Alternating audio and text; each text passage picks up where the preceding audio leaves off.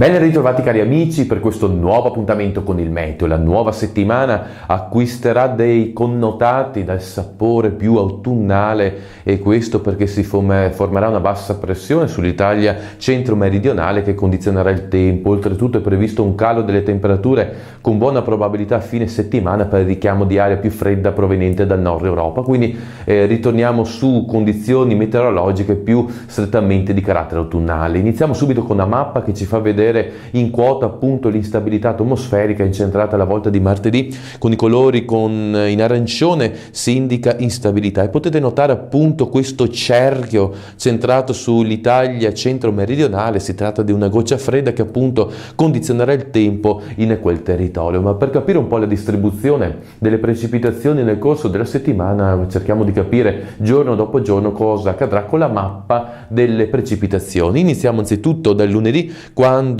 il tempo sarà brutto su buona parte dell'Italia, ad eccezione del nord e della Toscana, dove si faranno strada delle schiarite.